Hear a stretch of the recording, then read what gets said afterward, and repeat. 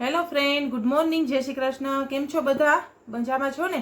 તો આજે આપણે ઠંડી સાતમ એટલે કે શીતળા સાતમની વાર્તા કરીશું. જે ટૂંકમાં તો સવારનો ટાઈમ હતો, પછી સાંજ પડી, જેથી છઠનો દિવસ હતો. તો સાસુએ બેય વહુને કીધું કે હવે તમે વહેલી રસોઈ કરી અને ચૂલો ઠારી નાખો, કેમ કે ચૂલો નહીં ઠારો તો શીતળામાં કોપાયમાન થશે.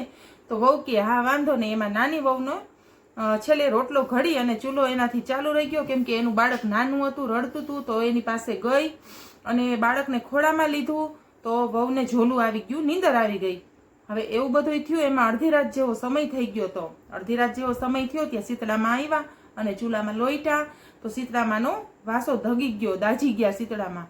તો શીતળામાં એ શ્રાપ આપ્યો કે જેવો મારો વાહો બળ્યો એવા તમારા પેટ બળજો. અને સવારે ઉઠી વેલી અને વહુ જોવે છે તો બાળક તો આખું બળીને ભડથું જેવું થઈ ગયું છે અને બાળક મૃત્યુ પામ્યો હતો.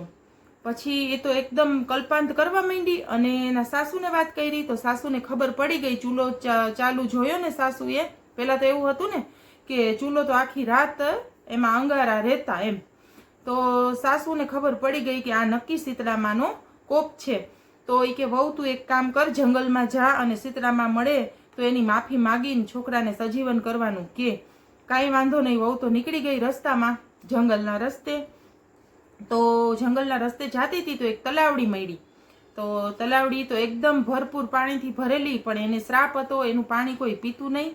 તો તલાવડીએ બાઈને પૂછ્યું, બાઈ રે બાઈ ક્યાં આવેલી? તો વહુએ જવાબ દીધો કે મારા દીકરાને શીતળામાનો શ્રાપ લાગ્યો એટલે હું શીતળામાના પાસે જાઉં છું. તો કે મારું એક કામ કરતી આવજે ને, અમારું આટલું ભરેલું પાણી છે, કોઈ પીતું નથી, તો તું અમારું નિવારણ પૂછતી આવજે. વહુ કે હા વાંધો નહીં. આગળ આવેલી ત્યાં બે આખલા ગળામાં ઘંટીના પડ બાંધી અને લડતા હતા, ઝઘડતા હતા. તો એને પણ પૂછ્યું કે બાઈ રે બાઈ ક્યાં આવેલી? તો કે શીતળામાનો આવી રીતના શ્રાપ છે તો એનું નિવારણ કરવા જાઉં છું. તો આખલા કે તો બેન અમારું કામ કરતી આવજે ને. તો વહુ કે કાંઈ વાંધો નહીં, તમારું નિવારણ કરતી આવીશ. કે અમે કેમ આખો દિવસ હવે ઝઘડિયા કરીએ છીએ, તું જરાક શીતળામાને પૂછતી આવજે. તો વહુ કે હા. એમ કરીને આગળ આવેલી ત્યાં ઝાડ નીચે એક ગઢા ડોસીમાં બેઠા હતા. માથા એકદમ ખંજવાળતા હતા અને એમ બેઠા હતા. તો વહુને કે બાઈ રે બાઈ ક્યાં આવેલી? તો કે મારે શીતળામાનો કોપ છે, માથે દર્શન કરવા જાઉં છું. તો ડોસીમાં કે કાંઈ વાંધો નહીં દીકરા, મને માથામાં બહુ બળે છે, જૂં પડી છે, તું જરાક માથું જોતી જાને.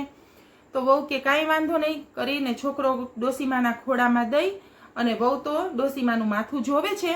ધીમે ધીમે માજીને હાવ રાહત થઈ ગઈ.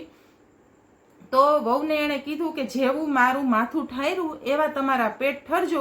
આટલું બોલ્યા ને ત્યાં તો એકદમ છોકરો ખોળામાં સજીવન થઈ ગયો, સળવડવા માંડ્યો ને રમવા માંડ્યો. વહુને ખબર પડી ગઈ કે આ નક્કી શીતળામાં છે.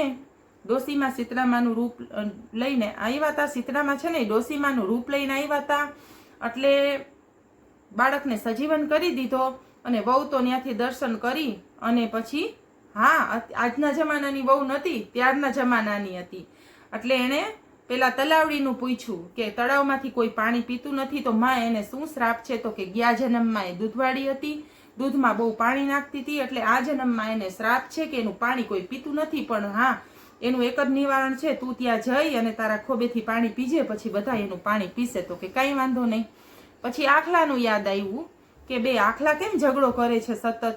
તો માએ કીધું કે તું એના ગળેથી બેયના ઘંટીના પડ છોડી નાખજે, એટલે હવે એ નહીં ઝઘડો કરે. તો ત્યાંથી આશીર્વાદ લઈ અને આગળ હાલતી થઈ. પેલા ખૂટિયા મળ્યા એને આખલા, એના ગળેથી ઘંટીના ફળ છોડી દીધા. તો બે એના રસ્તે વયા ગયા અને ઝઘડા નહીં. અને પછી તળાવ પાસે આવી, એમાંથી એને ખોબો ભરીને પાણી પીધું અને તળાવનું પાણી અમૃત થઈ ગયું. અને બધાય પંખીને કિલકારી કરતા પાણી પીવા આવ્યા. એમ કરતા કરતા ઘરે પહોંચી ને હાથમાં સજીવન દીકરો જોઈને એના સાસુ તો બહુ રાજી થઈ ગયા કે વહુને શીતળામાં જરૂર મળી ગયા. હવે એ અદેખાઈ આવી જેઠાણીને કે ભાઈ દેરાણી ગઈ અને એનું કામ થઈ ગયું. આવતે વર્ષે બીજો છઠ આવી અને મોટી વહુએ તો જાણી જોઈને ચૂલો ચાલુ રાખી દીધો. વહુએ ચૂલો ચાલુ રાખી દીધો અને બીજે પછી સવારે ઉઠી ત્યાં તો છોકરો બળીને ખાખ.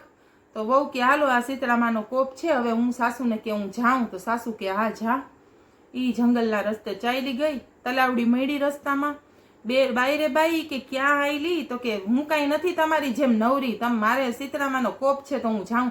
તો બાઈ અમારું એક કામ કરતી આવ ને, અમારા એક સમાચાર દેતી આવ. હું કાંઈ કે નવરી નથી. અને હું તો આ હાઈલી કરીને આગળ આવેલી, ત્યાં ઓલા આખલા મળ્યા. બાઈ રે બાઈ કે ક્યાં આવેલી? તો કે હું તો જાઉં છું, મારા છોકરાને શ્રાપ લાગ્યો છે, શીતળામાનો મને શ્રાપ લાગ્યો એટલે હું નિવારણ કરવા જાઉં છું. તો આખલાએ કીધું કે અમારો એક સંદેશો લેતી જા ને શીતળામાને આપવા. તો ઓલી કે હું કાંઈ થોડી તમારી જેમ નવરી છું, હું તો આ હાઈલી. થોડીક વાર થયું ત્યાં ઝાડ આવ્યું, ઝાડના નીચે ડોસીમાં બેઠા હતા વાળ ખોલીને. તો કે બાઈ રે બાઈ મારા માથામાં બહુ બળતરા થાય છે, તું માથું જરાક જોઈ દે ને. તો વવે તો એને એમ કહી દીધું કે હું તો કાંઈ નવરી નથી તમારા માથા જોવા, મારે તો શ્રાપ લાગ્યો છે શીતળામાનો, તો હું તો નિવારણ કરવા જાઉં છું. અને આખું જંગલ રેખડી, કોઈ મળ્યું નહીં. અને અંતે થાકીને રોતી કકડતી ઘરે ગઈ. પણ જાણી જોઈને આ કરેલું અને બીજાને મદદ ના કરવી એ વૃત્તિ અહીંયા એની સાબિત થઈ, બરોબર ને. તો હે શીતળામાં, જેવા નાની વહુને ફળ્યા એવા બધાને ફળજો. વ્રત કરનારને, કથા સાંભળનારને ને કથા કહેનારને બધાને ફળજો અને બધાની રક્ષા કરજો, બધાના ફૂલડાઓની રક્ષા કરજો. જય શીતળામાં.